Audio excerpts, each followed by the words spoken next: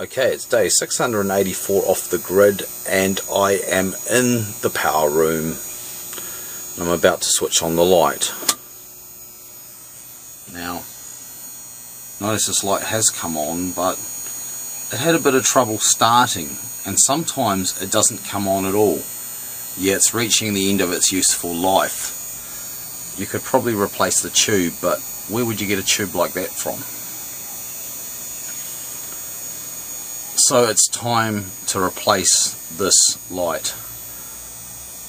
I've had this light installed in here pretty much since I really started getting going with the solar stuff in 2012, so it's served for quite a long time.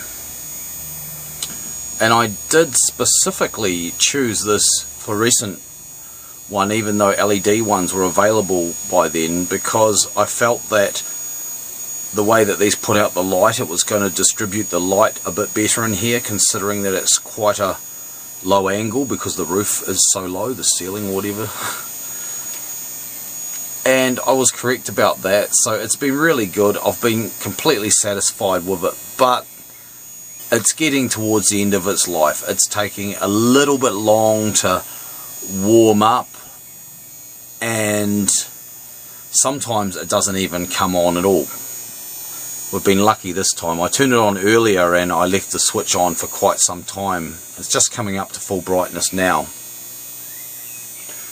So I need to replace it, and I have something to replace it with. Of course, the one issue with it that's always been, even when it was really good, is that being a fluorescent light that's run relatively cold, it's not fully a cold cathode fluorescent, but it is run fairly cold, I believe. It does take a while to come up to full brightness, and sometimes I want to do something in here which isn't even, it doesn't even take that amount of time to do that thing, and this hasn't come up to full brightness, so I need something that comes on straight away, I reckon, and I've got the thing for that. But anyway, we'll go and have a look at that now.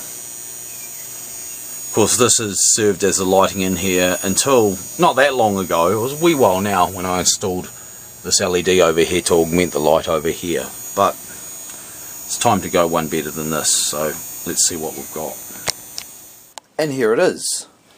It's one of these very bright brand LED fluorescent tube replacements. It's a T8, I believe. I got these really cheap for Bunnings because hardly anyone uses this length. But I won't say that too much because I've got another piece I'm going to play shortly. But I've started building this up to be the shed light.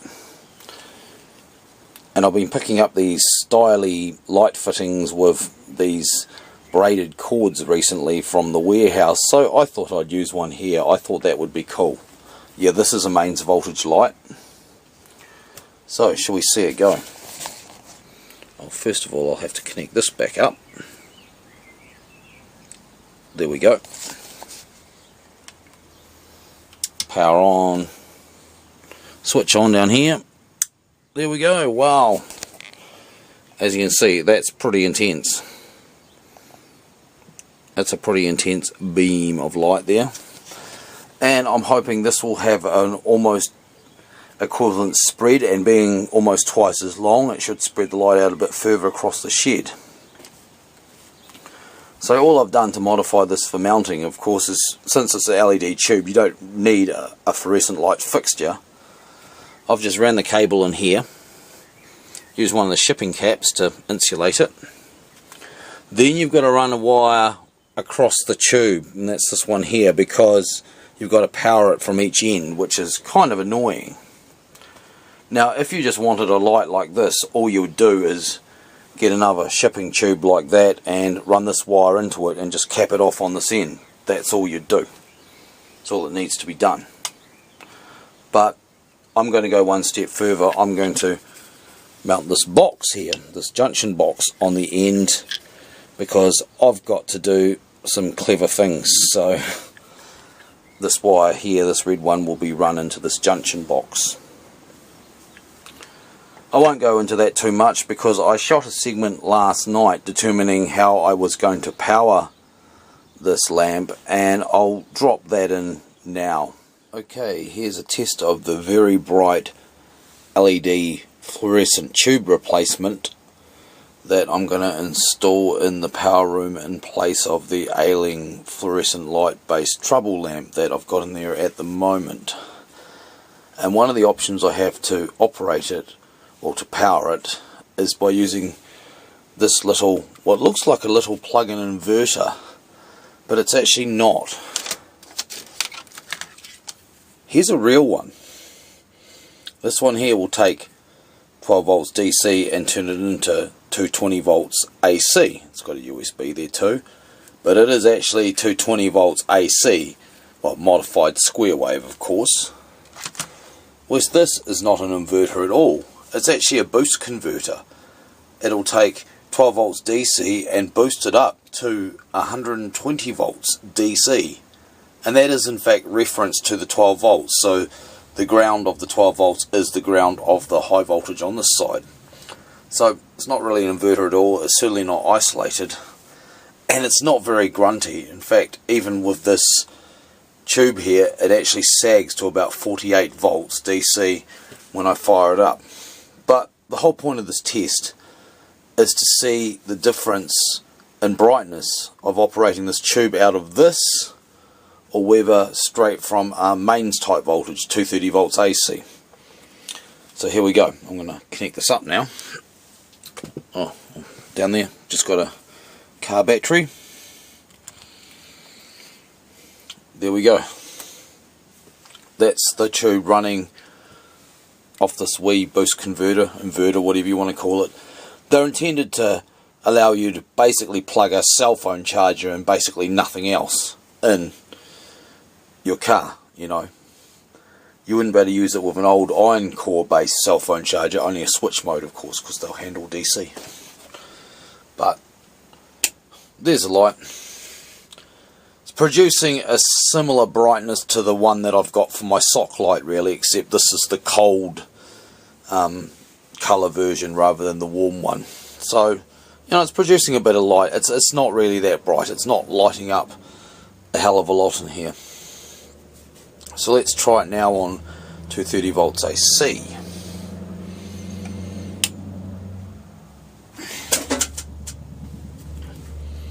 Right, disconnect. Oh, this is going to be difficult. One-handed. Oh, there we go. There we go. It's coming out. Oh, this is what I call the suicide plug. It's basically the back off a night light, an old night light. So we can just use that to attach clip leads to mains, which is probably not recommended. But here we go. 230 volts AC. Well, you can even probably see it in the camera, that's significantly brighter. I'll shut out the main lights. And there we go. That's massively different. It's lighting up this whole area here. Obviously if I had it up higher it would disperse the light a bit more, but there is a big difference. So I think I'm going to use this scheme, which is the second scheme that I've come up with in the power room, which is to basically just plug this into a 230 volt inverter in there, one of the existing ones. But I'm still going to use the current 12 volt DC lighting system to switch a relay which will turn this on, because I still want 12 volt DC lighting in there as well, because I've got the other LED bulb. So that's how I'm going to do it though. I'm definitely going to run it off one of the inverters in the shed, possibly the Laytronics, possibly the power jack, the fridge circuit. But even if I plug it into one of the 120 volt inverters, it'll still work pretty well, because I can actually simulate that almost. If I flick the switch down here, which you can't see, you'll see this 25 watt bulb starting to glow, because that's now in series with this tube here, and that's reducing the voltage across this down to about 150 volts. And as you can see, there's actually almost no difference in brightness whether you power it from 150 or the full 230. So that's another option. But yeah, that was a successful test. Well, this is how far I've got on 684 off the grid. I did get a bit of a chance to work on it for a bit longer. So I'm getting pretty close to the end game here with this, really. See, I've got the box mounted at the end, I've got most of the wiring in. I've even got a little switch here. Should we operate the switch? Yes, we should. And it goes, of course it goes. Turn it off with that switch again. Now what is all this palaver at this end? Well, that there is a terminal block, and that's going to be an input. I've yet to install this relay, which is a 12 volt relay. So you might be getting the idea of how this is going to work now. It's going to be the second option, of course. I'm feeding in 230 volts AC via the red cable, of course. And this relay here is going to switch it on and off via the 12 volts DC, which comes from the original lighting circuit. Yeah, you might think that is a bit of a round robin way of going about things, but I've already got the 12 volt lighting circuit in, so this way I don't have to make major changes to that. All I have to do is cut out the original fluoro light and wire its connections into that block. Now, because this light is being run essentially from two power supplies, one power supply to actually run it and the other one to control it on and off, I kind of feel in some ways that's a little bit silly, so I'm trying to compensate for that by building in extra redundancies, and that's exactly what the switch is for. So say for whatever reason the 12 volt circuit is not working and it doesn't supply 12 volts to turn on the light, well, I can use that little switch there to override it and just turn it on directly. I won't be using that switch in normal operation. It's like an emergency bypass switch. So those two wires there where the switch comes out, of course, will be wired directly across the switching contacts of that relay. And the other thing I'm considering, but I'm not 100% convinced I'm going to do it, is to actually have an auxiliary 12 volt bulb mounted on the lid. That's going to go on there.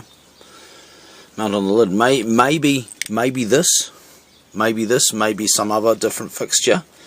So it's just going to kind of be like a low level light, and it's just going to come on as well as the main light usually. But if the main light wasn't working because the inverter it was plugged into wasn't going or something like that, at least I'd have some lighting over in that area of the shed while I sort things out. That may just be shifting the plug on this, on this red lead here from the inverter that's not going to one that is, so I've got my full shed light going again. So in actual fact, what I'm actually doing by changing this light, well, certainly this will give me more light, but I am kind of making the lighting system more robust and reliable. That might be overkill, but it's a cool thing to do. All these bits are basically been lying around, so I might as well use them. So yeah, that'll do for day 684 off the grid. We're cooking some pork tonight that Baffy's friend Diana brought around and gave to us. We've got some in the freezer now too, but just trying to get the coal range up to temperature. So I'll be burning a bit more of that West Coast bituminous coal.